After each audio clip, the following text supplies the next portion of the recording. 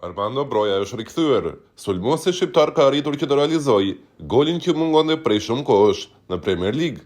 Sulmuesi shqiptar kishte shumë kohë që nuk shënonte në elitën e futbollit anglez dhe ja ka dalë sot. Në ndeshjen Bournemouth-Burnley, si për ironi të fatit, Broja ka zhbllokuar veten dhe ka thyer mallkimin duke tundur jetën e portierit të Serbisë, Petrovic. Ishte njeriu që priti penaltin e Real Manajt të Tiranë dhe njeriu i cili e pësoi atë gol të Manajt në Leskovac. Këtëherë Petrovic duhet të përballonte edhe një tjetër lajm të mirë për shqiptarët. Armando Broja e gjeti golin pikërisht në një ndeshje kundër tij. Pas 2 ndeshjeve të luajtura si titullar te Burnley, sot sulmuesi shqiptar e nisi nga stoli kundër Bournemouth. Kjo dhe për shkak të agjendës së ngjeshur të klubeve të Premier League, të cilat nuk kanë as ditë pushimi as në periudhën e festave.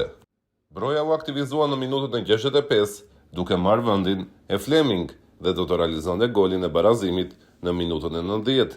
Pas një krosimi nga krahu i djathtë, Broja u shkëput nga toka në stilin e Cristiano Ronaldos, duke lënë shumë poshtë tij kundërshtarin që po e mulonte për ta dërguar topin në rrjet. Një ndjesi e madhe çlirimi për futbollistin e kombëtares që u nis me njëherë drejt tifozëve për ta fesuar duke goditur gjoksin dhe duke shpalosur gjithë fuqinë e tij edhe në një moment të tillë, pasi mungonte goli prej shumë kohësh. Nga ana tjetër, edhe Burnley mungon një rezultat pozitiv prej shumë kohësh, pasi kishte 7 humbje rradhëzi në Premier League. Por me këtë gol të shënuar në minutën e fundit, Burnley merr një pikë dhe rrit akoma më shumë shpresat për të bërë mrekullinë dhe për të mbijetuar në Premier League. Në një tjetër humbje, trajneri Scott Parker do të shkarkojë. Parker e dinte fare mirë një gjë të tillë dhe nuk ka nguruar për ta përgëzuar shqiptarin sot pas ndeshjes, megjithëse nuk dihet saktësisht se kush ishte më i çliruar pas atij goli, Broja apo vetë trajneri Parker.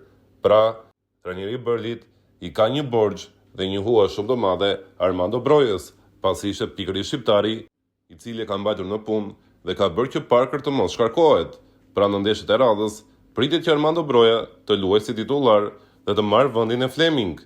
Gjithashtu një fat i madh për Brojën është edhe fakti se Foster nuk do të jetë pjesë e ekipit për 4 deri në 5 ndeshjet e ardhshme të Burnley në kampionat, pasi Foster do të luajë në Kupën e Afrikës dhe nuk do të jetë pjesë e ekipit për këto takime. Një lajm ky fantastik edhe për tifozët e Shqipërisë, të cilët shikojnë shpërthimin jo vetëm të Ernest Muçit, ndërkohë që afrohet gjithmonë më shumë ndeshja finale kundër Polonisë, por njëkohësisht tani shohin edhe shpërthimin e Armando Brojës. Nëse vazhdojmë kështu, atëherë Polonia nuk do të jetë një mision i pamundur, Shqipëria gjithmonë më afër botrorit.